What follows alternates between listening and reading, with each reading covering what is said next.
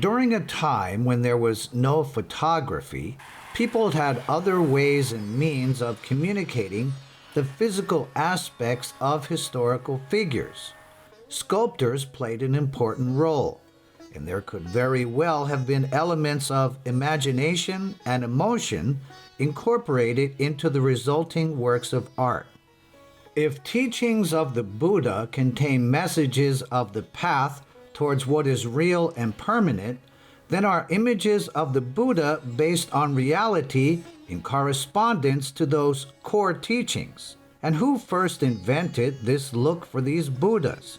When the Buddha image appeared for the very first time, the image itself was destined to outlast the human lifespan. Its creation has definitely provided spiritual strength to faithful followers. Whenever one looks upon the face of a Buddha, one experiences peace of mind while being reminded of Buddhist teachings. Join us as we travel back in time to the creation of the very first Buddhist Gandharan images, as we consider what mysteries do these artifacts contain, what messages did the creators intend to communicate, and what are the influences that came together in the creation of these statues of lasting faith.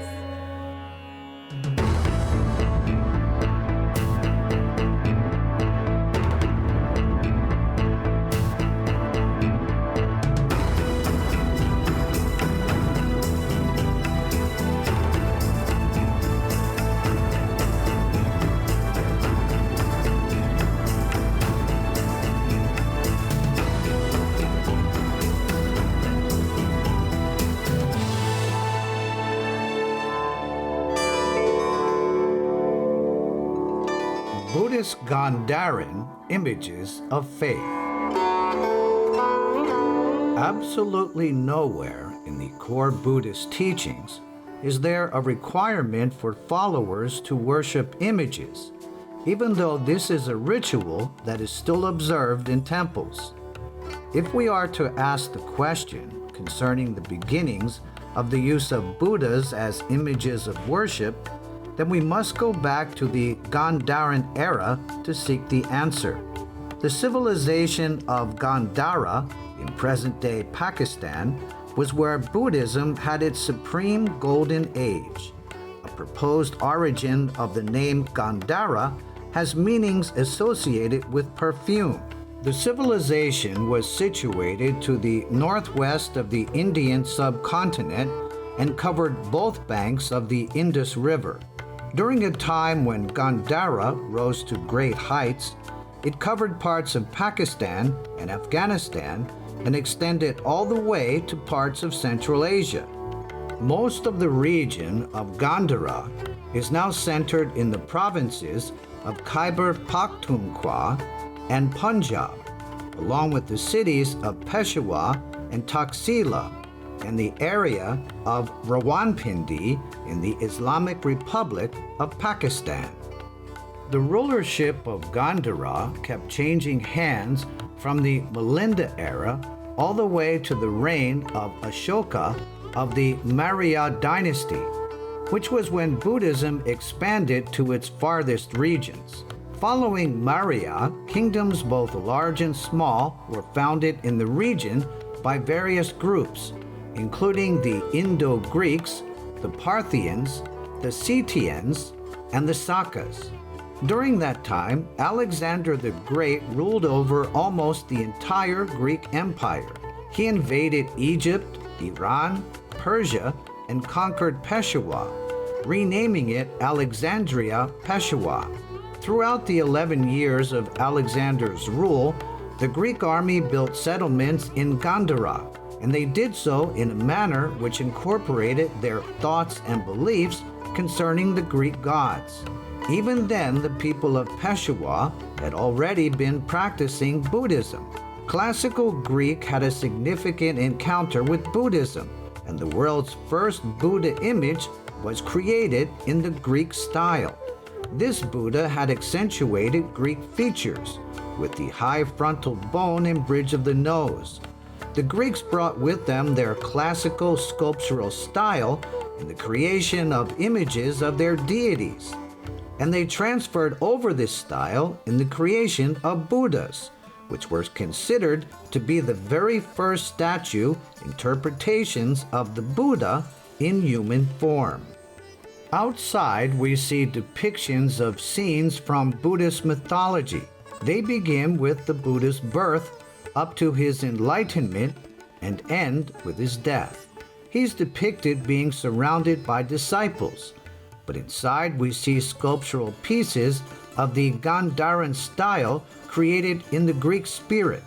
The hair and clothing of the Buddha have been interpreted in the Greco-Roman style, including the Western style anatomical features which would otherwise be placed in contrast to Asian features. ये यहाँ गंधारा में जो ही इसकी मतलब development start हुई, तो ये तकरीबन टाइम है second third century BC. Second third century BC में इस इलाके में इंडो ग्रीक आए थे। अलेक्जेंडर ग्रेट उससे पहले आया था, फिर उसके बाद इंडो ग्रीक आए थे। तो डेफिनेटली ये इलाका जो है ग्रीक के ज़ेर असर था। उससे पहले गंधारा ईरानियों के ज़ेर असर रहा है, अखमीनीत का ज़ेर असर रहा है। तो उन लोगों के ट्रेडिशंस, उन लोगों की चीज़ें, उन लोगों के असरात ये हमारे इस इलाके के आर्ट और इसके कल्चर पे है मौजूद थे। गंधारा आर्ट पे स्पेशली हम देख सकते हैं जो इंडो कोरिंथियन पिलर्स है, पिलास्टर है, जो एलिमेंट्स है आर्किटेक्चरल एलिमेंट्स, ठीक है। तो गंधारा आर्ट में वो हम देख सकते हैं कि इस पे जो है ग्रीक के इन्फ्लुएंसेस मौजूद है। इसके अलावा ईरानी जो इन्फ्लुएंसेस है पर्सिपुलिटन के, इंडो पर्सिपुलिटन पिलास्टर्स हमारे गंधारा आर्ट में है।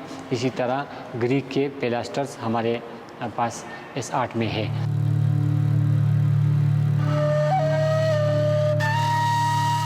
Each sculpture smoothly and thoroughly embodies the Greek way of life in Gandhara.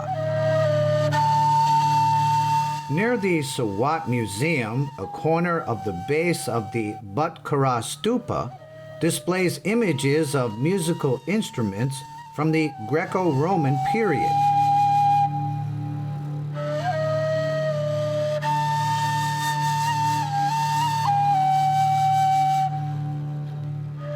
Here in this panel we can see here cupids, Roman gods of love with wings with arrows, an owl head. In Greek and Roman we can see that owl, it is the sign of wisdom. So this is Roman influence and this is Greek influence, Corinthians capital. And now you can see they put the statues against the wall now in Swat Museum, Reservoir here. Yeah. This is not wood, this is stone. Schist stone, schist. Two stone, black schist and green schist.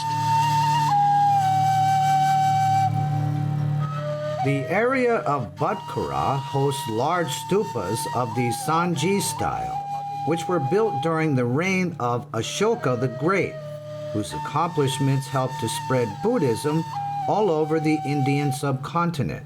Ashoka had set out to collect the relics of the Buddha for redistribution and reshrining in the different towns. Stupas of the Sanji style are spread all over the area and are a major part of the evidence that this was a golden age of Buddhism during Ashoka's reign.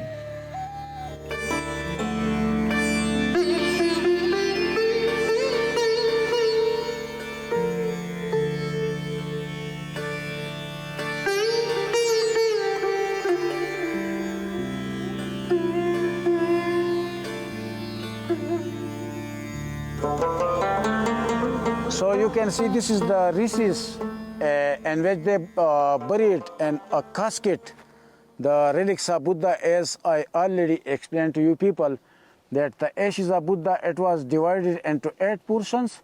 Then after Ashoka the Great, from 8 After Kalingawar, he removes and he turned from Hinduism to Buddhism. He recollected the ashes of Buddha from 8 to 84,000 stupas in the whole world. So 3 are in Pakistan, one in Texala, Dharmarajika, and one is this stupa Butkara, in which they are buried and casket the relics of Buddha inside here.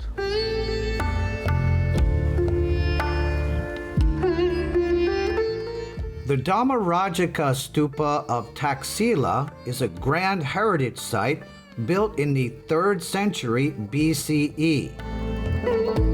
The circular structure has a raised terrace around its base, while a circle of small chapels surround the great stupa. Additional stupas were built later. These stupas, large and small, form an avenue along with small shrines with devotional images, which transform the avenue into a processional corridor. In times that followed, monastic units were built in the form of a large building.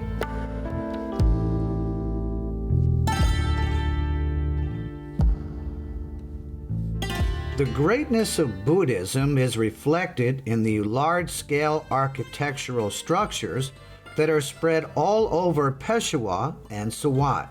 At the ruins of Jaulian Monastery in Taxila, we meet with Gungirat Yaj, who is a member of the Kalash community. Even though she practices an animistic-related religion, she has a great love for Buddhist philosophy. She now works in the care and management of Jaulian Monastery. Taxila was center of the world. It was connected to the Silk Route, so there was a lot of invaders who used to come here for the trade purpose, for the study purpose. Taxila was considered one of the oldest universities in the world. So people came here for their studies. It was the educational institution in the past, thousands of years ago. And Taxila University is very famous for the 5 major subjects like astronomy, philosophy, Ayurveda, medicine, architecture, and archery. You know, the great names who are graduated from the Taxila University like Panini, Chandragupta Maurya, Ashoka the Great, Chanakya Kautilya. So there was great names who were graduated from the Taxila University.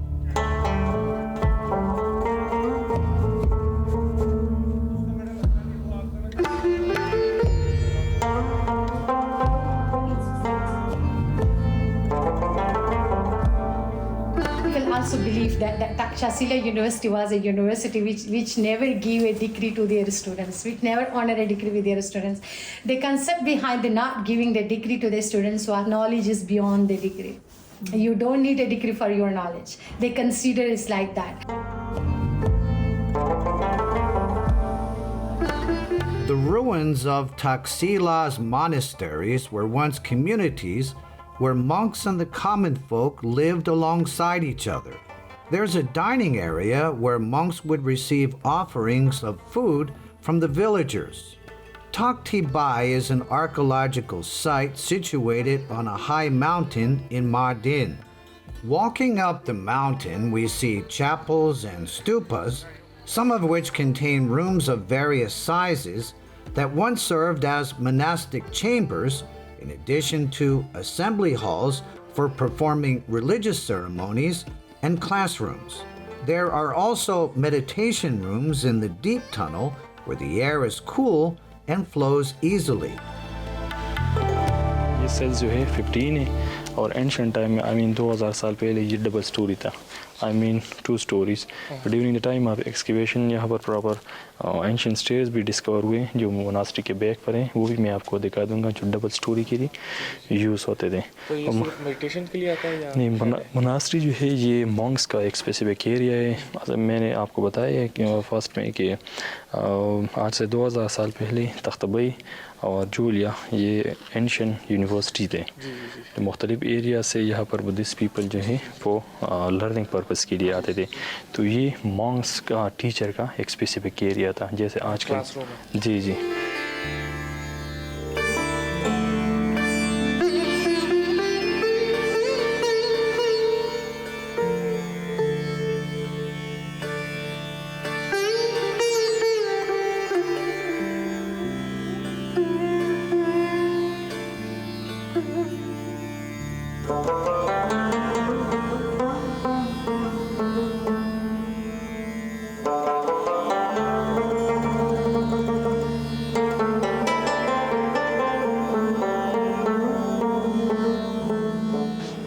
किन type के food वो use करते थे, किस type के वो कपड़े use करते थे, ये इस गंधारा आर्ट से सब हमें नज़र आता है। मतलब जो ज्वेलरी यूज़ हुई है गंधारा आर्ट में, उसकी रिफ्लेक्शन आप देख सकते हैं। जो ड्रेसेस यूज़, जो ट्रेडिशन उस टाइम का था, वो आपको गंधारा आर्ट में दिखाई देता है। इवन इन तमाम चीज़ों के अलावा जो खेल कूद की ऑब्जेक्ट्स, जो ट्रेडिशनल स्पोर्ट्स हैं, उनके नमूने भी गंधारा आर्ट में हमारे पास मिलते हैं। फॉर एग्ज़ाम्पल एरोहेड, ठीक है, तीरंदाजी, इसके अलावा घोड़ सवारी, और दूसरे जो है कंपटीशन, रेसलिंग कंपटीशन, ये सब हमारे पास गंधार आर्ट में मुख्तलिफ सीन्स में मिलते हैं। The ruins don't allow for identification of the shape and form of the architectural structures, and yet what has survived is the grandness of the heritage site, which continues to inspire technological advancements in graphic design.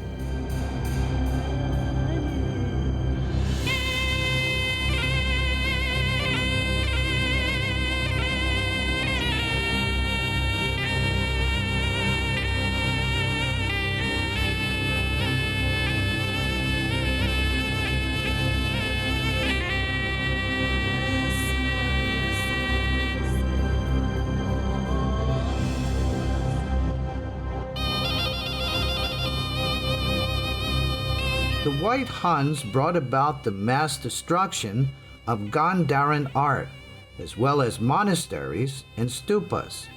This major period of Buddhist patronage was brought to a close, and the high center of learning never recovered from the destruction. It was only in 1916 when British archaeologist Sir John Marshall and his colleagues successfully dug up Gandharan artifacts from the earth here in Pakistan. Before then, Buddhism in Pakistan seemed to have disappeared with the Han invasion. Also, when the country became the Islamic Republic of Pakistan, the growth of other religions became even more challenging. And yet, Gandharan Buddhism has transformed into a phenomenon with a significance reaching well beyond religious constructs.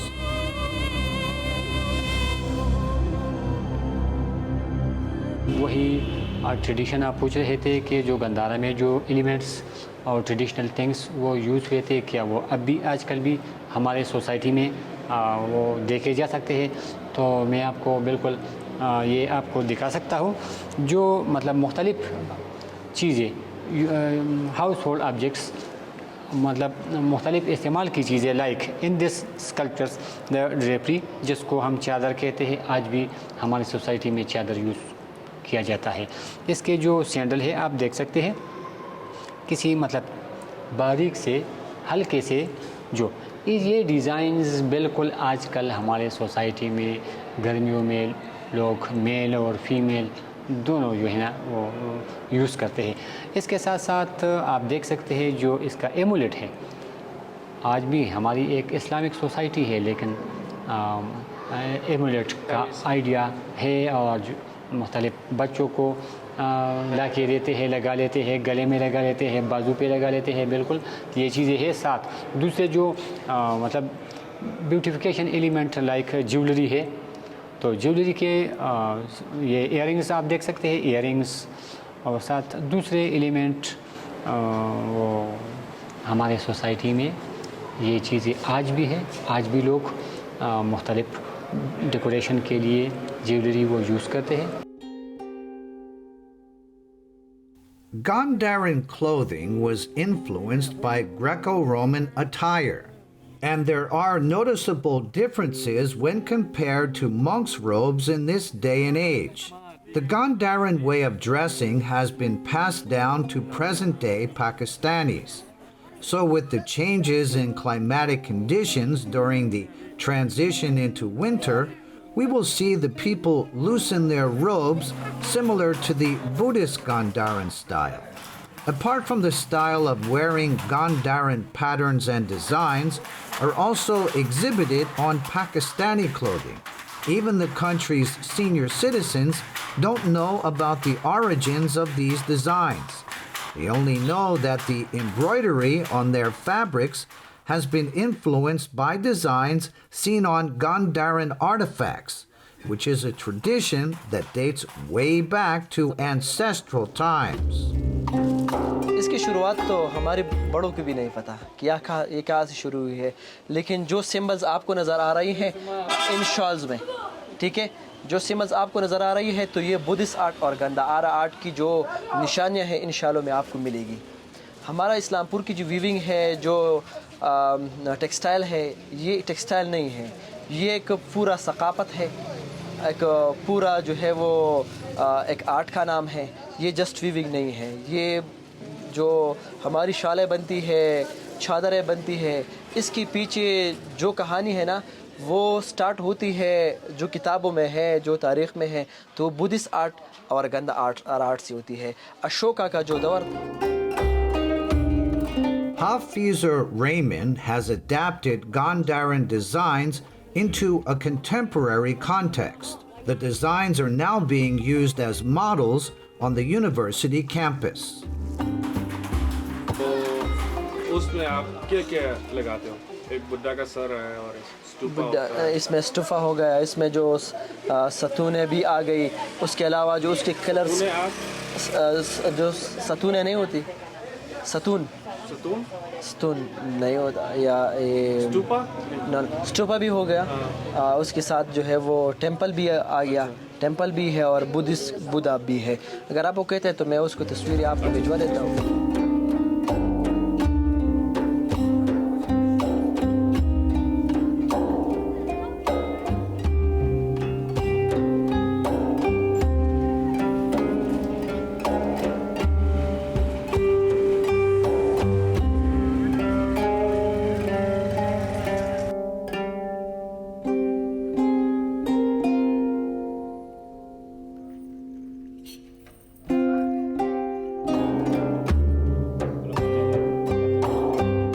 Despite the difficulty of reviving Buddhism in Pakistan, Pra Arya Wangso chose to live in Gandhara for 3 months in 2022. He traveled here in the hopes of being able to perform Buddhist rituals on the very land where Buddhism had grown to its golden heights. But due to belonging to a different religion, he felt unsafe throughout the entire trip. During those 3 months, Pra Arya Wangso always reminded himself that death is only close by.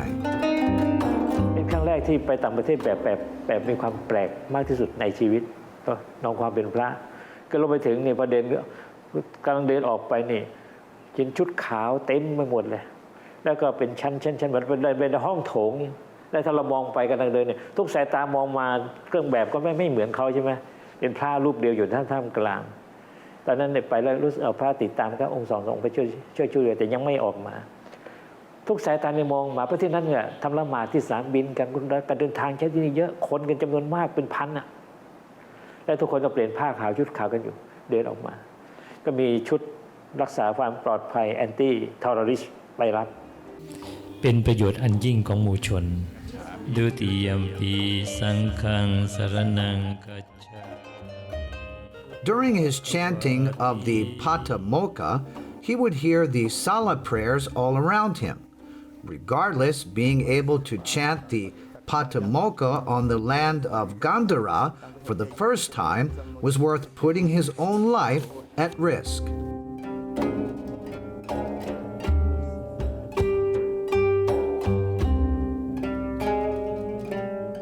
และสำคัญคือมันทำให้เกิดผลดีต่อบ้านเมืองของปากีสถานที่แสดงว่าปากีสถานเนี่ยไม่ใช่ประเทศที่แอนตี้ศาสนาไม่ใช่รุนแรงไม่ใช่เลวร้ายปากีสถานมีใจกว้างพอที่จะรับทุกคนในโลกนี้เข้าไปในบ้านเขาแต่คุณมาให้ถูกช่องทางคุณต้องมาอย่างเข้าใจในความเป็นมิตรต่อกันเพื่อนที่ต่างศาสนาเพื่อนที่ต่างลัทธิความเชื่อแต่คุณเป็นเพื่อนกันได้ไหมได้และตรงนั้นเนี่ยเริ่มต้นตักบาตรตั้งแต่ธรรมาราชิกะเริ่มต้นตักบาตรตั้งแต่ตรงนี้รู้ไหมว่าสิ่งที่เกิดขึ้นคือชาวปากีสถานนั่นแหละข้าราชการ หรือเจ้าที่รัฐหรือผู้ที่ก็มาใส่บาตรก็ถือว่าเข้าเคารพในความเป็นบุคคลไม่ใช่เรื่องของreligion อาตมาว่าเขาความรู้สึกคือการให้คือความรักไม่ใช่เรื่อง religion ไม่ใช่ religion ความรักความเคารพ respect ใครสักท่านหนึ่งเหมือนพ่อแม่เราผู้ใหญ่ของเรามาอาจจะมาจากต่างประเทศเขาก็อยากจะมอบอะไรสักอย่างมีให้ข้าวให้น้ำให้ที่พักให้การดูแลซึ่งไม่ได้เป็นหลักอิสลาม Pra Arya Wangso tells us that the taxi law that we see now is the same as it was 1,000 years ago. It's as though time in taxi law has been frozen, like a person who has aged and grown old without ever meeting death. Taxi law is like an elderly person waiting for their health to be restored. And at the very least, the place is being cared for in old age by Muslim Pakistanis who understand and appreciate the true value of artifacts and ancient sites built by ancestors from another religion. It has been 1,000 years since the Buddhas of Gandhara were destroyed. All that's left are the bases of pillars and broken pieces of the once glorious sites which belong to the golden past. And yet the heart of religious faith doesn't lie in representations of a Buddha in a state of nirvana. Instead, we need to consider the essence of the philosophy, an elevation from constraints of form and appearance. That essence is what Pra Arya Wangso was searching for. Although the form of the Buddha has disappeared, the essence of the Buddha lives on. That essence will always remain waiting for you to go in search of.